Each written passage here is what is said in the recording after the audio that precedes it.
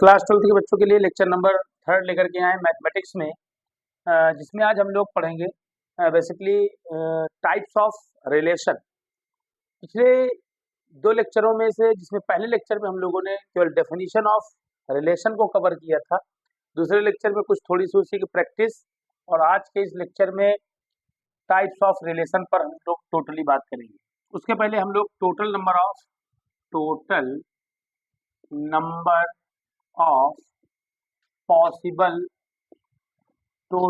Of possible relation भी आज समझेंगे। Total number of possible relation क्या है? देखिए, अगर हमारे पास कोई दो सेट है, एक सेट ए है, इसमें नंबर ऑफ एलिमेंट m है, और एक दूसरा सेट है b, एक दूसरा सेट क्या है b, और इसमें नंबर ऑफ एलिमेंट है आपके n। तो total number of possible relation के फार्मूला होगा 2 की पावर m इंटू n। समझ गए बात हमारी? छोटा सा कॉन्सेप्ट था। अगर कोई एक सेट है 2, 3, 4, तो मैं कह सकता हूँ कि n of a is equal to 1, 2, 3, और कोई सेट b है, इसमें 1, 2 दो एलिमेंट है, तो मैं कह सकता हूँ कि n of b is equal to 1, 2, 2 है। ठीक, तो मैं यहाँ पर कह दूं कि टोटल नंबर ऑफ पॉसिबल तो नंबर ऑफ रिलेशन होगा नंबर ऑफ पॉसिबल रिलेशन। तो नंबर ऑफ पॉसिबल रिलेशन का फार्मूला होगा 2 rest power m into n। ये m है, ये n है, तो 3 इंटू 2 रेस्ट पावर 3 2 जो 6, और 2 रेस्ट पावर 6 मतलब 2 into 2 into 2 into 2 into 2 6 time. कितने टाइम? 6 टाइम। 2 2 जो 4, 2 जो 8, 2 जो 16, 2 जो 32, 2 जो 64। ये कॉन्सेप्ट रहा आपका total number of possible elements. तो इसके बाद हम लोग आज बात करने वाले हैं, आज हम लोग बेसिकली डिस्कस करेंगे। आज का जो डिस्कशन होगा वो बेसिकली होगा आपका टाइप्स ऑफ रिलेशन। देखिए, अगर हम लोग बात करें types of relation, types of relation को हिंदी में कहते हैं संबंध या संबंधों के रिलेशन, संबंधों के प्रकार। पढ़ना तो कही है, लेकिन अभी हम लोग ब्रॉड लेवल के लिए केवल 3 तो भी समझेंगे, जिसमें नंबर 1 आपका रिफ्लेक्सिव रिलेशन हो, जिसमें नंबर 1 आपका होगा रिफ्लेक्सिव रिलेशन। रिफ्लेक्सिव रिलेशन क्या होता है? रिफ्लेक्सिव रिलेशन को हम लोग कहते हैं स्वतुल्य संबंध। दूसरा सिमेट्रिक रिलेशन, सिमेट्रिक रिलेशन को हम लोग बच्चों कहते हैं सममित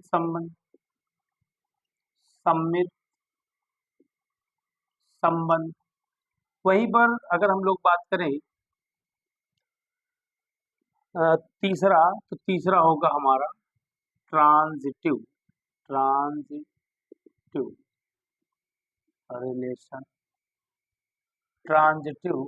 रिलेशन, संक्रामक संबंध। इनके अलावा ये 3 बोर्ड लेवल पर भी पढ़ने हैं। इनके अलावा हम लोग और भी पढ़ेंगे, जैसे एक हम लोग पढ़ेंगे नल रिलेशन, या इसको एम्पटी रिलेशन भी कहते हैं। एक पढ़ेंगे हम लोग यूनिवर्सल रिलेशन, इसको हम लोग एम्पटी रिलेशन।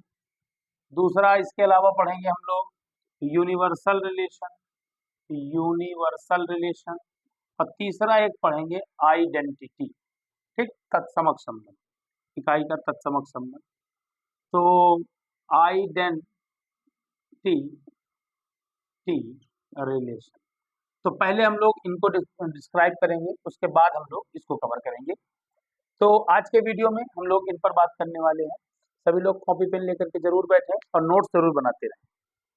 ठीक, तो आज का जो डिस्कशन होने वाला है ये टाइप्स ऑफ रिलेशन पर, जो पहला आपका टाइप्स है रिफ्लेक्सिव रिलेशन, इसको समझेंगे। क्या होता है रिफ्लेक्सिव रिलेशन? देखिए, रिफ्लेक्सिव रिलेशन का मतलब होता है कि कोई भी सेट हो आपका, कोई सेट ए है, कोई सेट ए है, और इस सेट ए के में कोई एक रिलेशन आर है, कोई एक रिलेशन आर है, और कैसा रिलेशन है कि ए कॉमा ए, सच दैट ये रिलेशन ए कॉमा ए मतलब सेल्फ रिलेशन, सेट ए का हर एलिमेंट सेल्फ रिलेटेड होगा, स्वयं से संबंध होगा, जिसको हम लोग सेल्फ रिलेटेड कहते हैं, स्वयं से संबंध होगा। अगर हम इसको थोड़ा सा एग्जाम्पल के थ्रू समझें कि हमने एक सेट ले लिया है ए, एक सेट हमने ले लिया है ए 1, 2, 3, समझिएगा, और यहाँ पर अगर हम लिखें एक रिलेशन आर है, एक रिलेशन आर है जो कि बता रहा है 1, 1, 2, 2, 3, 3 और 1, 2, 2, 3, कुछ इस तरीके से लिखा हुआ है। तो आप यहाँ पर देखेंगे कि सेट ए का हर एलिमेंट, सेट ए का हर एलिमेंट यहाँ पर रिलेशन में सेल्फ रिलेटेड है, सेल्फ रिलेटेड है। देखिए 1 एलिमेंट है 1, 1 हो गया, 2 है 2, 2 हो गया, 3 है तो 3, 3 हो गया, और इसके अलावा और एलिमेंट है उससे मतलब नहीं। यहीं पर आप समझिए, देखिए मतलब कहते हैं समुच्चय, समुच्चय ए में एक एक संबंध, एक संबंध आर स्वतुल्य संबंध कहलाता है, स्वतुल्य संबंध कहलाता है यदि यदि ए कामा ए एग्जिस्ट, ए कामा ए एग्जिस्ट, एग्जिस्ट और कहाँ एग्जिस्ट करेगा? आर में। ए कामा ए एग्जिस्ट इन आर, जिसमें ए बिलोंग्स टू ए, ठीक। और ये जो होगा ना फॉर एवरी, सभी एलिमेंट्स के लिए, फॉर एवरी मतलब सभी एलिमेंट्स के लिए समुच्चय ए में एक संबंध आर स्वतुल्य संबंध कहलाता है यदि ए कामा ए एग्जिस्ट। यहाँ दूसरे सेट की कोई जरूरत नहीं होती, मतलब ये सेल्फ रिलेशन है, उसी एलिमेंट मतलब उसी सेट का हर एलिमेंट सेल्फ रिलेटेड होना चाहिए। अच्छा, ऐसा भी नहीं है, समझिएगा, कभी कभी बच्चों का कंफ्यूजन रहता है, मतलब ये सेट ए है, सेट ए आपके सामने है, सेट ए है आपके सामने 1, 2, 3 और आर में एलिमेंट आ गया है 1, 1, 2, 2, ठीक। तो मैंने यहाँ पर एक साइन प्रयोग किया है फॉर एवरी। फॉर एवरी का मतलब क्या है कि देखिए यहाँ पर 1, 1 रिलेशन हो गया, 2, 2 हो गया, लेकिन 3, 3 नहीं ना, तो इसको हम रिफ्लेक्सिव रिलेशन में नहीं रखेंगे, क्योंकि हर एक एलिमेंट का सेल्फ रिलेशन होना चाहिए।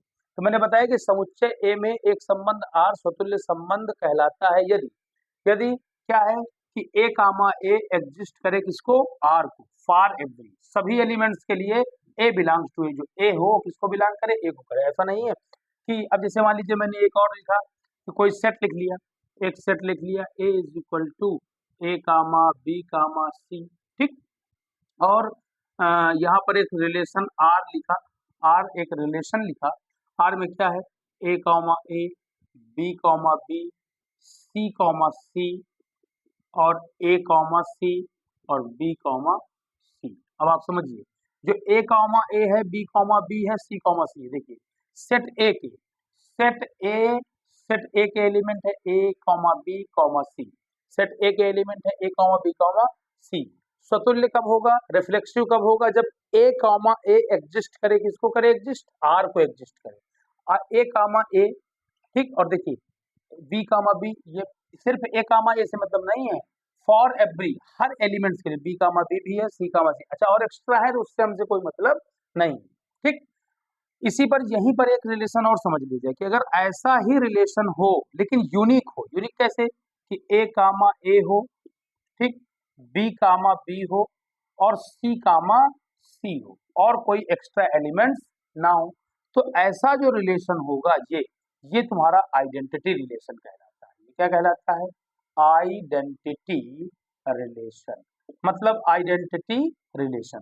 देखिए ये वाला जो है आर की वैल्यू क्या है? A comma A, B comma B, C comma सी। इसको देखिए, इसको देखिए, यहाँ पर केवल एलिमेंट्स की ही कनेक्शन है। यहाँ पर एलिमेंट्स की जो कनेक्शन है सेल्फ से है सिर्फ, और यहाँ पर ऐसा नहीं, कुछ ज्यादा भी एलिमेंट्स है। तो ये अब आप कहिए सर कि ये आइडेंटिटी है लेकिन क्या रिफ्लेक्सिव नहीं है? तो रिफ्लेक्सिव भी है। मतलब वी कैन से दैट कि अगर कोई भी आइडेंटिटी रिलेशन है तो रिफ्लेक्सिव जरूर होता है, लेकिन सभी रिफ्लेक्सिव आइडेंटिटी नहीं होते। मैं एक एग्जांपल के थ्रू और आपको समझाने की कोशिश करता हूँ, एक एग्जांपल के थ्रू और आपको समझाने की कोशिश करता हूँ कि अगर कोई सेट ए है, कोई सेट ए है, यहाँ पर एक एलिमेंट है 2 3 4, 2 3 एंड 4, और आर में एलिमेंट है 2 2 3 3 और 4 4। सिर्फ इतना है, सिर्फ इतना है। तो ये आपका आइडेंटिटी रिलेशन, कैसा रिलेशन है? Identity, identity relation. अच्छा, और अगर बात करें आर इस तरह है कि 2 2, 3 3, 4 4, और इस तरह हो 2 3 और एक्स्ट्रा हो 3 4, इस तरह कनेक्टेड हो, तो ये आपका रिफ्लेक्सिव, ये क्या हुआ? Reflexive relation. ये आपका क्या हो गया? Reflexive relation. देखिए, तो आप सोचेंगे क्या सर ये रिफ्लेक्सिव नहीं है? तो याद रखना, इसके लिए एक नोट लिखिए, नोट लिखिए, जितने एलिमेंट हों, जितने एलिमेंट हों, अगर सेल्फ रिलेशन उन्हीं का हो तो वो आइडेंटिटी है। अगर सेल्फ है और ज्यादा भी एलिमेंट्स है तो रिफ्लेक्सिव है। ये भी रिफ्लेक्सिव है। तो यहाँ पर नोट मैं ये लिखा रहा हूँ, सभी लोग नोट लिखेंगे कि every identity relation, every identity relation, every identity relation is reflexive relation, reflexive relation, या ये कह दीजिए कि every identity relation will B reflexive relation. मतलब जो एवरी आइडेंटिटी रिलेशन होगा, हर आइडेंटिटी रिलेशन वो रिफ्लेक्सिव रिलेशन होगा, will be, every identity relation will be reflexive relation, but every reflexive relation, every relation will not be every, but every reflexive relation will not be a identity relation, identity relation। इसको आप ध्यान से समझें कि अगर सिर्फ यही self connection है तो ये आइडेंटिटी है, इसको रिफ्लेक्सिव भी कह सकते हैं। मतलब every identity relation is reflexive relation, but every reflexive relation will not be a identity relation. एक और एग्जांपल के थ्रू हम लोग समझेंगे, एक और एग्जांपल के थ्रू समझेंगे रिफ्लेक्सिव रिलेशन। एक एग्जांपल के थ्रू और समझेंगे। Reflexive relation will not, every identity relation will be reflexive relation, but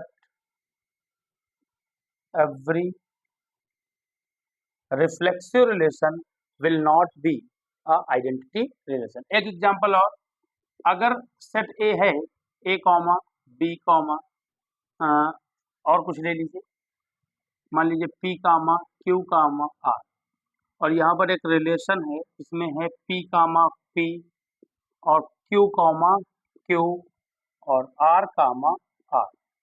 तो वहीं पर अगर और भी है P comma Q, Q comma R, इस तरह से देखिए, तो इसका हर एलिमेंट यहाँ पर सेल्फ रिलेटेड है, P comma P, Q comma Q, R comma are.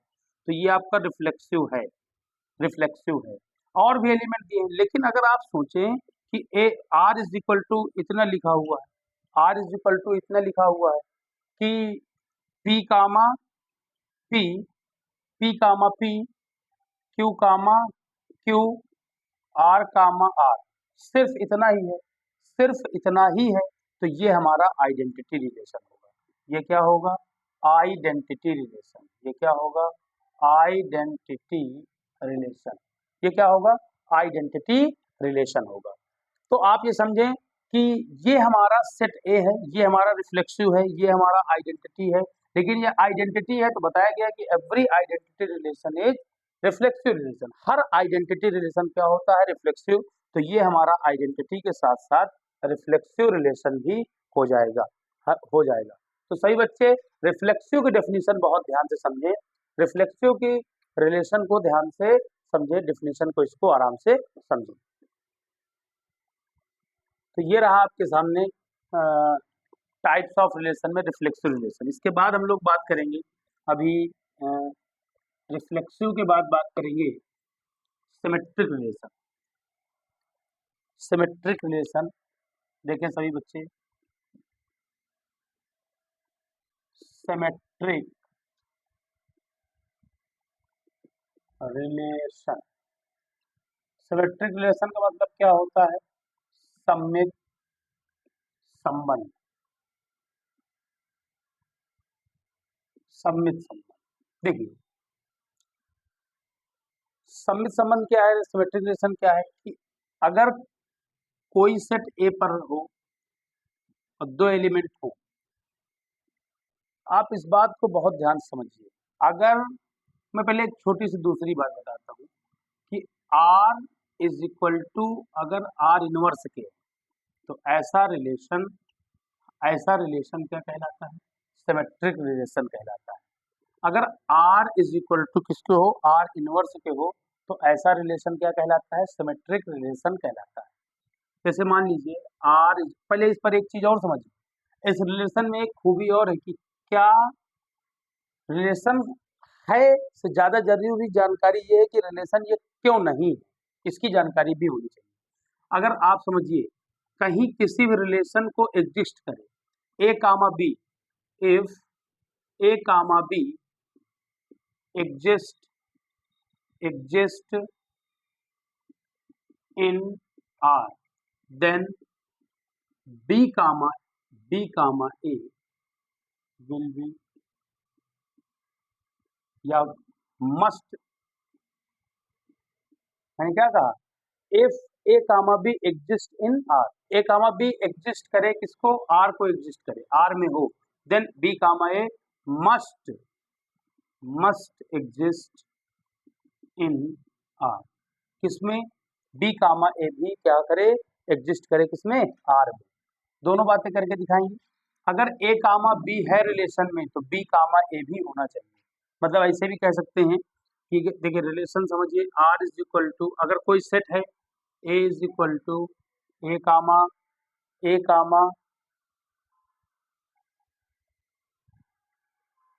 इसको काटना पड़ेगा,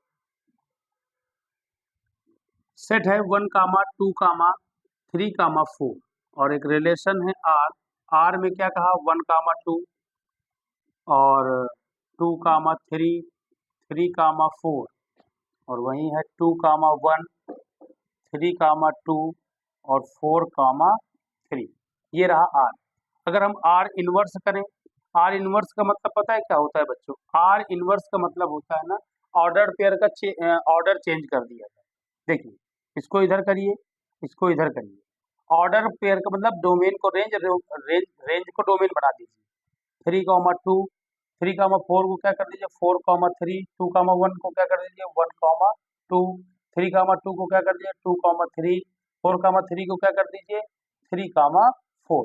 अब आप देखिए आर के सारे एलिमेंट देख लीजिए और आर इनवर्स के सारे एलिमेंट देख लीजिए, दोनों ही सेम है। तो this will be called symmetric relation. इसको हम लोग क्या कहेंगे? सिमेट्रिक रिलेशन कहेंगे। मैं बता रहा था कि इफ और देन का मसला है। अगर ए कामा बी एग्जिस्ट करे किसको? आर को, तो B comma must be exist करेगा किसको? करना ही चाहिए, ठीक ना? B comma A must exist in R, ये जरूरी है कि अगर ये है तो ये होना ही चाहिए, ठीक है? तो एक एग्जांपल के थ्रू और समझेंगे।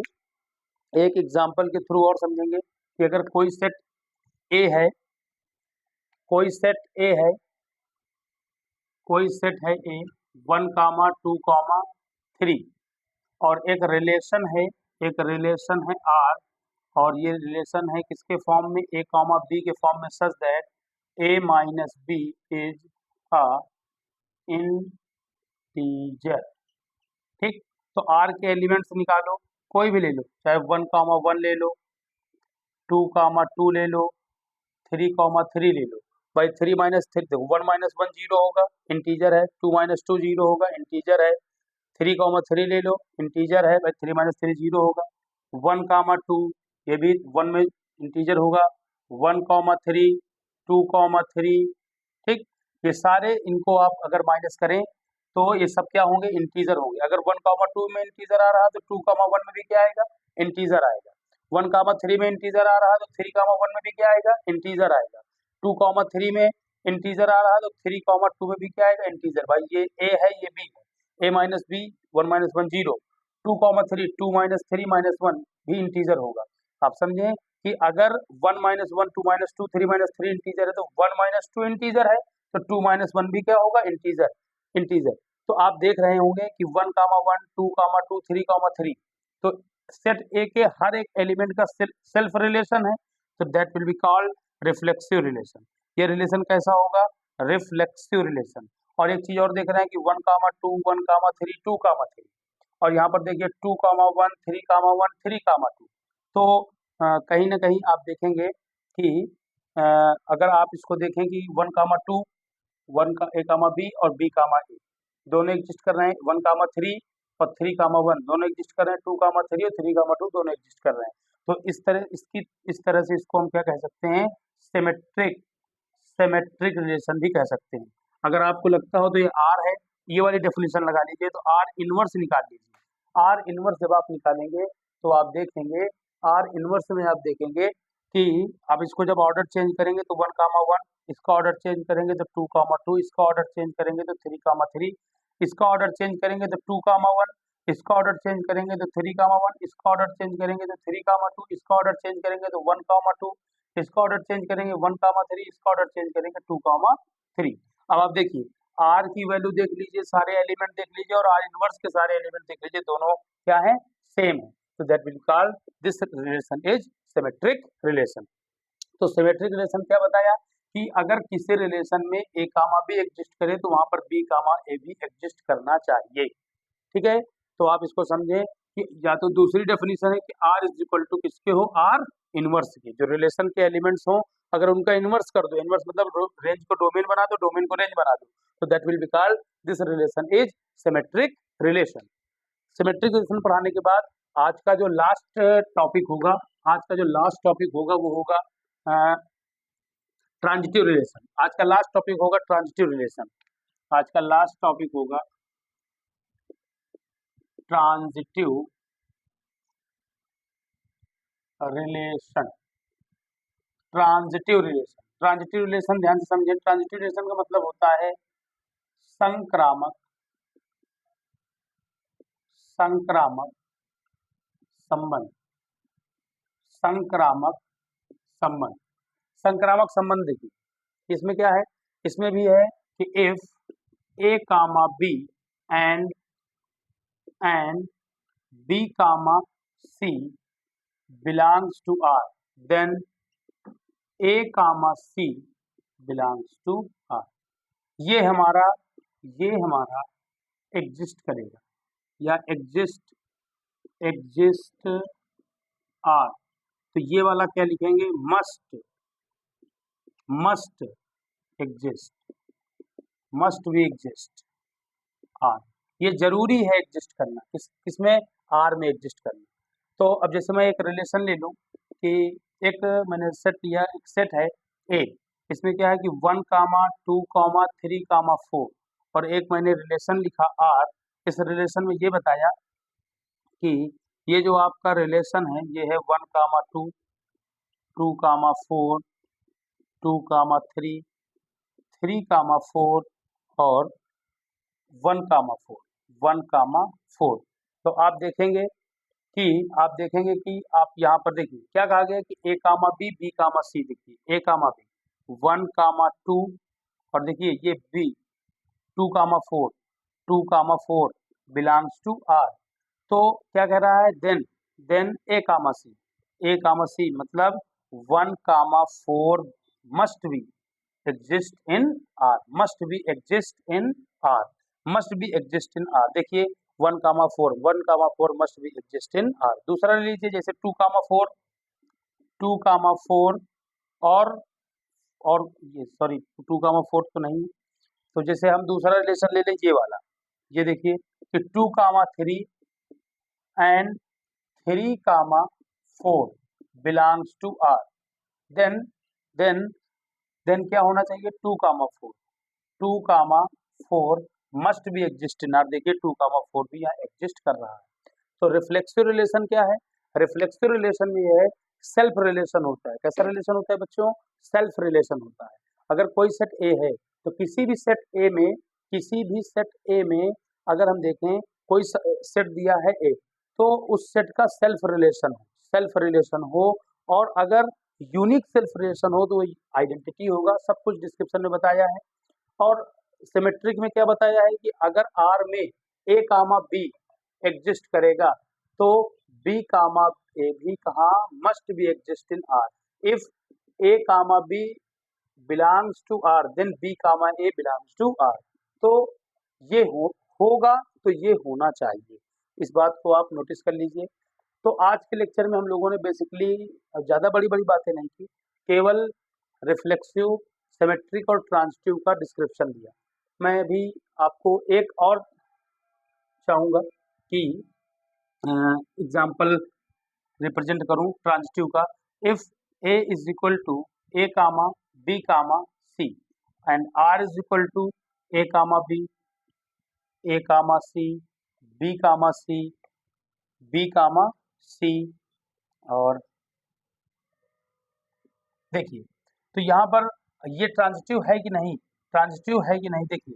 तो ट्रांजिटिव डेफिनेशन कहती है कि A comma B and B comma C, A comma B and B comma C. देखिए A comma if A comma B and B comma C exist in R belongs to R, then ये वाला A comma C belongs to R, A comma C यहाँ present है, that will be transitive relation, that will be transitive relation. एक और अगर हम ले लें ए इज इक्वल टू 4 5 6 7 और एक रिलेशन आर है 4 कामा 5 5 कामा 7 6 कामा 7 5 4 कामा 7 4 कामा 7।